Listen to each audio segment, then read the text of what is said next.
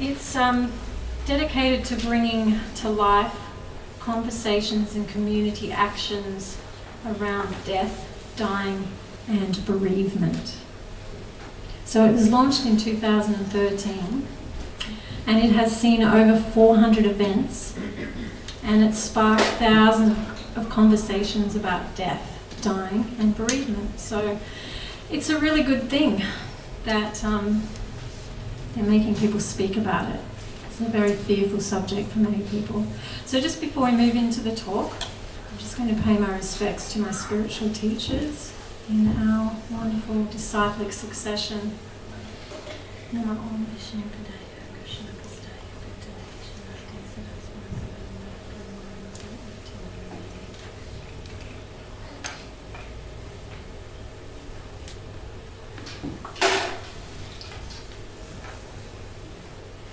So,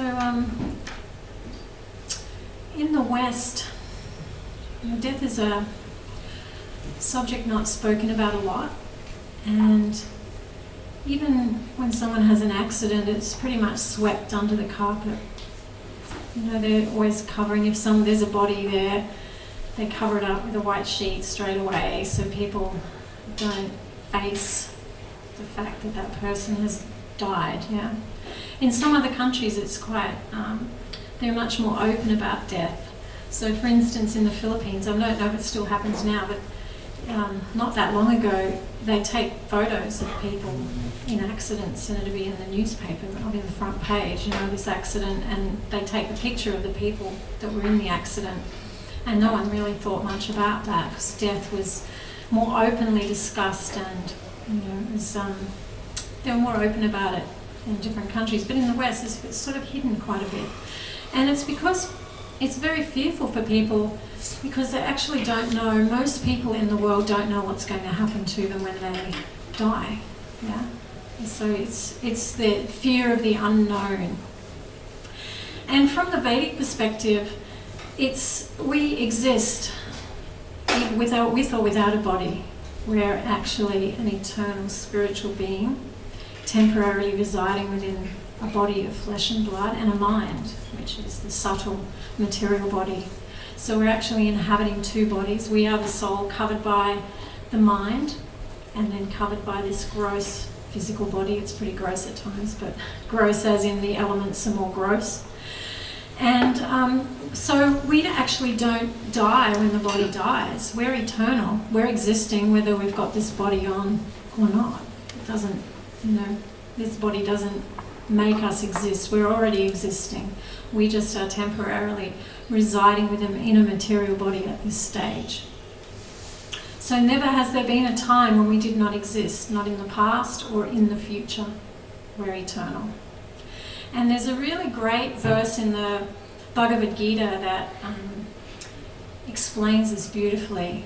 And it says, as the soul continually passes in this body from boyhood to youth to old age, at the time of death, the soul similarly passes into another material body.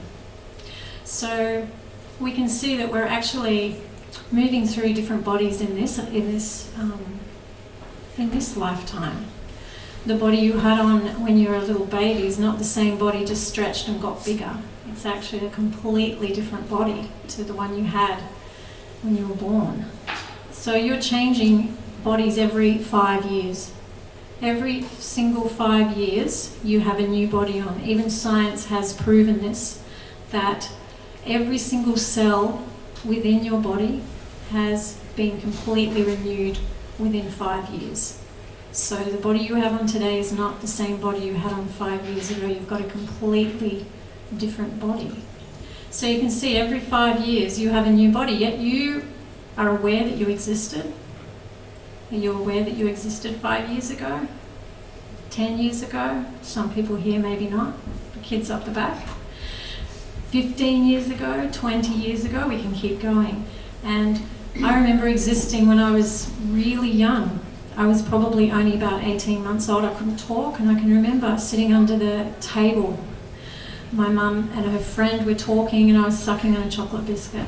I told her, I said, what were you letting a kid 18 months have chocolate biscuits for, Mum? She goes, we didn't know they were bad for you then. But I remember having this chocolate biscuit, and I was trying to talk as fast as my mum and her friend, and I was going, oh geez, they can talk so fast, and I was making these child sounds, wah, ah, and I couldn't talk, but I was just getting louder and louder, just trying to talk like them. So now when I hear little kids, I go, they're trying to talk like us. They're hearing that we're talking and they can't do it yet, but they want to be like us. So I can remember that I existed then. I can remember it quite distinctly. And, we can look at our photo albums. When we go through our photo albums, those bodies are so different. If we all brought out our child photos, probably very few people you could guess which ones belong to the child bodies, So we're changing in this body every 5 years, and then a natural progression at the end of the life is to move on and take on another material body.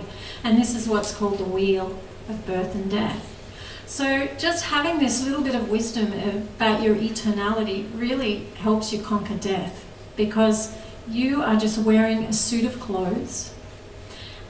Your mind is considered the undergarments, and your body is are the outer garments.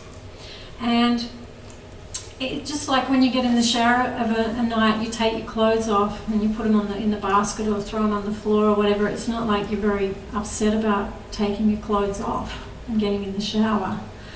So once you have this spiritual wisdom that this body is just like a suit of clothes, and at the time of death, you can't inhabit this body any longer due to an accident or old age or some form of disease. So you're going to have to leave it behind, because you, the soul, cannot inhabit that body anymore. It's too worn out or too broken. So you're going to have to leave it and move on. And, it's... I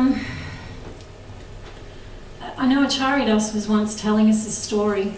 I'm just going to briefly tell it. I don't tell it like him, obviously. He's so good at telling stories, and his own stories. But it really impacted me.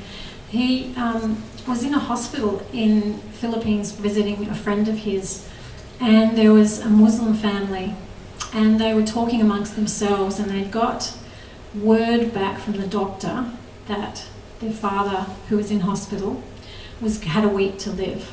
He was only going to live for another week, and they're saying, should we tell him or shouldn't we? And some were for it, saying, oh, look, we don't want to worry him, don't tell him. And, and then they looked over, they couldn't come to a conclusion, and Acharyadas was in the waiting room, and they said to him, what do you think? Do you think we should tell him? And Acharyadas, being full of spiritual wisdom, he was able to help them. He said, look, you have to tell him. He has to prepare for this. You can't just not tell him. It's a really important thing that he knows what's going to happen. And they said, they were trying to work out who was going to do it, and they couldn't decide. And they asked Acharyadas if he would tell the father. And he said, okay. So he went in, and he was able to explain to the old man that he wasn't his body, that he was an eternal spiritual being, and that he is just going to simply move on after this body, and that he doesn't even have to move on in the material world. He can actually go back to the spiritual world. He can immerse himself in the names of the divine, the names of the supreme. And he, being of Muslim faith, he had his beads. And so, Acharya said, we'll just chant the names of Allah in the beads. All names of the Supreme Person are all powerful and all filled with his transcendental potencies. And we have, God has millions of names because he's unlimited. He's got unlimited names. And some refer to him as Allah, which means all compassionate, and Jehovah, which means all powerful. And we've got these mantras that we're using tonight, we've been singing tonight, which are referring to the Supreme Person as well. And they're referring to his different qualities and his different activities, transcendental activities, his glories. So any of these names referring to the Supreme, there's only one, there's not Hindu God, a Muslim God, and a Christian God. There's one other. God means supreme, otherwise it means there's only one. So God means one. But he has millions and millions of names, so people are relating to him and using different names to, refer to the supreme person. So he told him to chant the names of Allah on the beads and just immerse himself in this, and that he'll be in, he's in Allah's hands, and that he's eternal. This body's just coming to an end. And the guy really took this on board, and he got the beads, and he was just chanting these beads constantly until he left his body in a really peaceful condition. He wasn't fearful anymore, because he said when he first told him, he could see the fear in his eyes, like, you've got 7 days to live. That's a pretty scary thing for most people, yeah? Even at the end of your life, we don't think it's going to happen to us. My mum, she was 86, and she said to my sister, she'd had a really bad fall, and she was bleeding on the brain, so she lived probably a week and a half after the fall. And she was going in and out of being with us, like she was quite normal, and then she'd start knitting the blanket and going, I've dropped a stitch, can you help me pick the stitch up, I can't see, and things like that. She was just knitting the blanket and things like that, and my mum was really switched on, but her brain had started to go really weird. And she knew that it was coming to an end. She could just tell that her body was just falling apart bit by bit. And she said to my sister, I never thought this would happen to me. And she was 86. She still was thinking that it wasn't going to happen to her. And we all are a bit like that, whether we like to admit it or not. No one thinks it's going to happen to them. And so it's a real shock when there is death around us. My friend has got terminal cancer, and you tend to think, oh gee, this could happen to me. It sort of brings that reality that we're all going to have to face it at some stage, whether it's early in your life or later in your life, and it's going to still be that fearful condition, no matter how old you are, when you have to face that death. But when you have these mantras, you have a solution. A little bit of spiritual wisdom, understanding who you are, that you're not this body, that you're eternal, you're going to be existing even after the death of this body, and that you can actually immerse yourself in these transcendental sounds. And these transcendental sounds, what they do, as we were talking before, they're, the diamond that's covered under the ground is like us. We've got this material contamination covering us, the soul. So it's like, when you've got that beautiful diamond, it's covered, you can't see the beauty. You can't see that shining gem. We're like that. We've got this crud covering us, the beautiful diamond, the beautiful spark of the Supreme covering us. And the more we chant these mantras, we can say them, we can chant them, we can sing them, as long as we bring them into our life somehow on a regular basis, they uncover you, the pure soul, that beautiful diamond within. And the more that you become uncovered, the more your position in this universe, the more your function is, your purpose becomes more manifested, your real purpose in life. And so at the end of your life, you just think, well, this is just a body that's got too old now, I'm going to have to leave it behind, and it's not a huge fearful thing for you. So the more you practice this meditation, the more fearless you'll become in the face of death. There's no doubt about that. I know I've got quite a few friends who have, got cancer, and they've got terminal illnesses, and they are just amazing the way they are handling it all. My friend Kim, she's just amazing. She's just immersing herself in these mantras, and she, things are happening to her body, but she's got this peacefulness within, and it's really amazing to see someone who's really just taking this all on board and applying it, and being fearless. She's not fearful about it at all. And it's just really wonderful. Kim, if you're listening, I hope you don't mind me talking about you, but she probably is. She usually tunes in.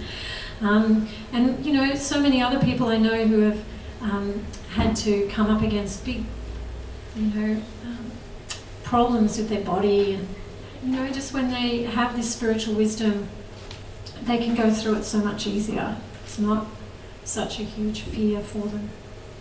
There was one lady that I was watching a documentary, and she was a kayaker, and she was actually submerged in the water for 30 minutes. She actually drowned. And she said that when she left her body, she had an out-of-body experience. Of course, she didn't completely die. You know, she was still, you know, she still hadn't completely left her body, or she wouldn't have come back. But she did come back eventually.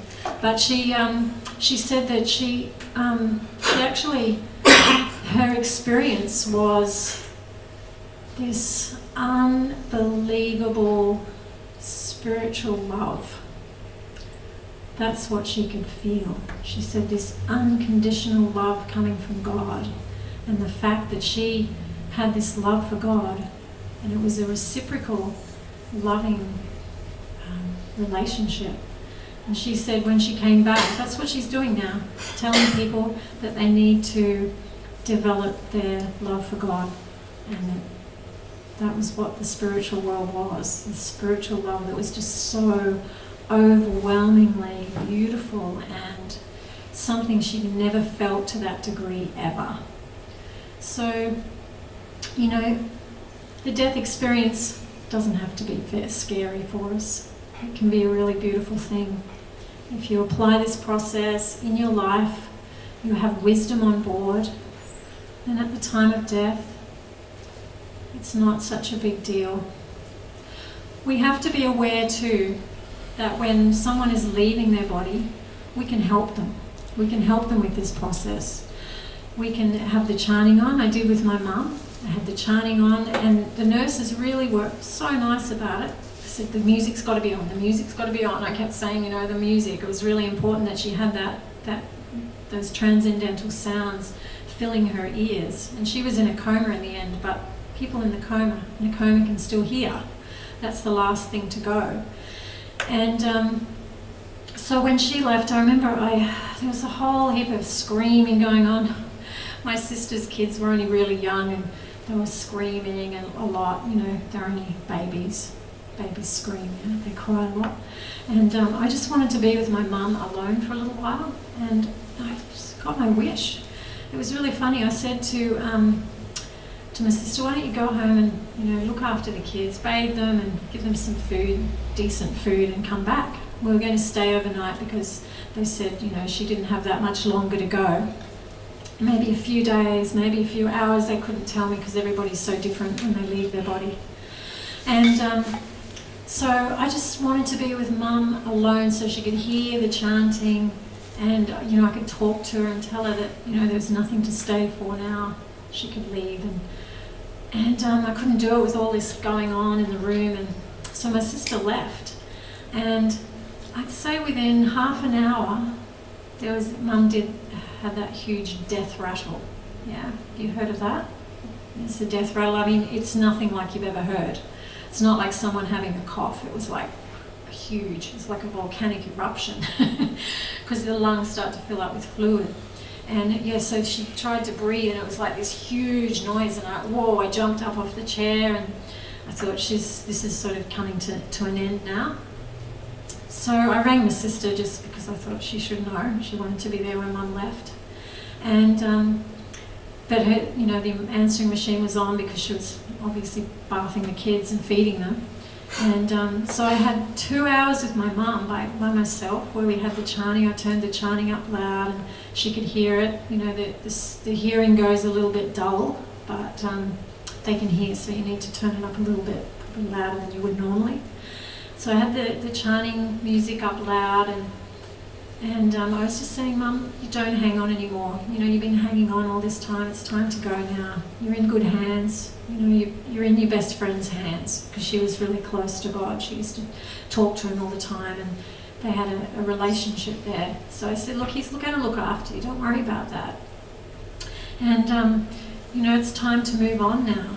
And with that, you know, after about 2 hours, she started doing these little hiccups. Well, she couldn't quite get the breath. And on the third one, my sister walked into the room and she took her last breath, one little hiccup. And then she left. So my sister got her wish. She wanted to be there when Mum left. And I got my wish of spending a couple of hours alone with my mum. And, you know, I could see within a split second, my mum was there 1 minute and then she wasn't there. She left, and her body you could just tell there was no one home anymore. The attractiveness has gone.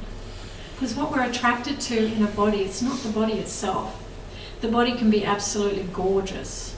It can be a model. But if it's a dead body, it's not very attractive. What's attractive is actually the soul, the Atma, or the spiritual being within. So once Mum left, you know, it was just a body lying there then. It was quite apparent to me that attractiveness had gone. You know, I loved my mum, but my mum wasn't there anymore. There was just a body. And it was going to deteriorate pretty rapidly after that. And I didn't have that attraction there anymore for my mum, because I was quite aware that she wasn't there anymore. And the nurse came in and said, oh, so what do you want to do with your mum? And I said, oh, well, so that's just her body. She's already left, so, you know, whatever you need to do, you know, do whatever you need to do now. And she understood. We had a little chat, and she's seen so many people die. She knows that spiritual being has left. And so we can help our loved ones with this process. We can help them immensely, just giving them the wisdom, giving them the tools that they need to leave their body in a nice, peaceful way. We've got to remember that it's not about us, so we don't get overly emotional when you're there with your loved one who's leaving, because it's really hard for them to leave. It makes it harder.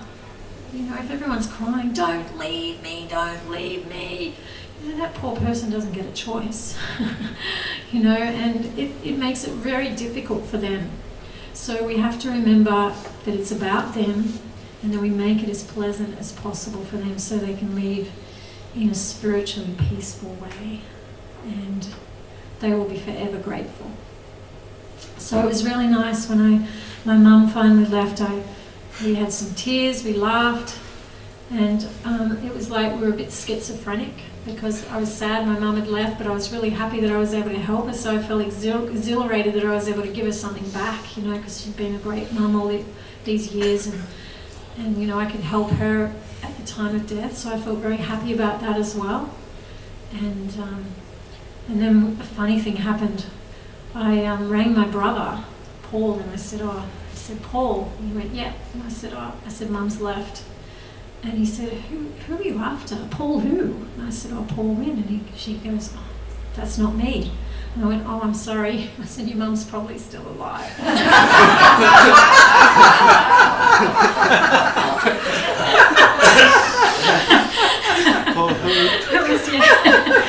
And apparently my brother had left his job and his mobile phone had been passed on, and the guy just happened to be called Paul.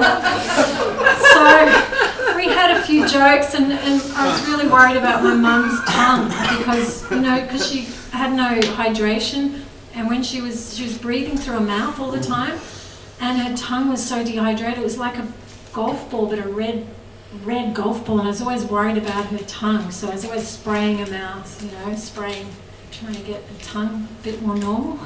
And my sister said, oh, you won't need to worry about a tongue now. So we had a few little giggles and a few tears, and it was actually a really nice experience going through that with her. I was very grateful that I could be there and be of some assistance. So death can be a very peaceful thing. It doesn't have to be how most people think of death. It's it's just another chapter. And so, did anybody have any questions?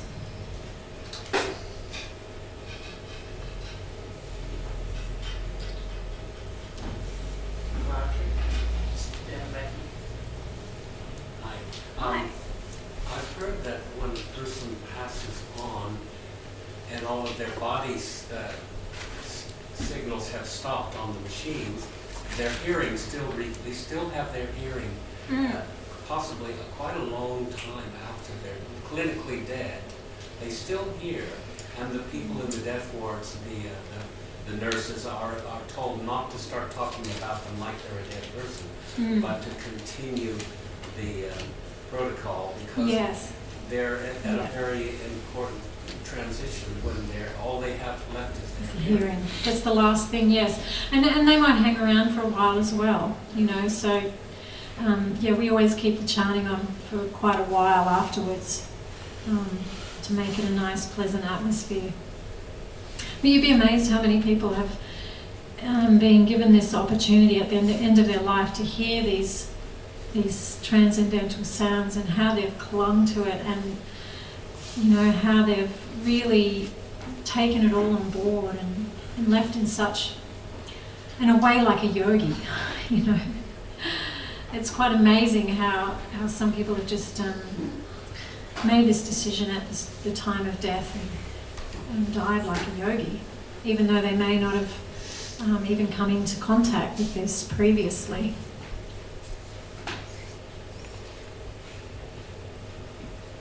Yes. 9 years ago, I made the decision to turn up my brother's life support system, and it was after he'd lain in a coma for 4 days, and I found it very hard to forget my other brother and his widow, because I hadn't been told, but now I do it with a sense of forgiveness. But actually, because, you know, I just thought, well, you know, he's laid there for 4 days, and I'm the one that's actually had to make the decision. Yeah. But it took me just recently, because I've only just started to think about it again, and I'll just sort of done this really, just really forgiven them, actually. Yeah, forgiveness is such a liberating experience for yourself. Yeah, it's not easy. It's because I actually had to do it over the phone. I was in Brisbane, he died in Amber, and they were actually, you know, they said, oh, you know, she decided that his body would be taken away rather than, before I actually went to see him. I was angry about it for a very long time. Yeah. I'm not anymore. It's only harming you. Okay. Yeah. And we're holding on to that. It's only harming ourselves. We will talk about forgiveness one night. Yes? It just reminded me of something I read that said anger and that is like a red hot rock you want to throw at somebody. You're holding on to it, you'll never want it gets burned. Yeah. Yeah. Anger is no good for anybody.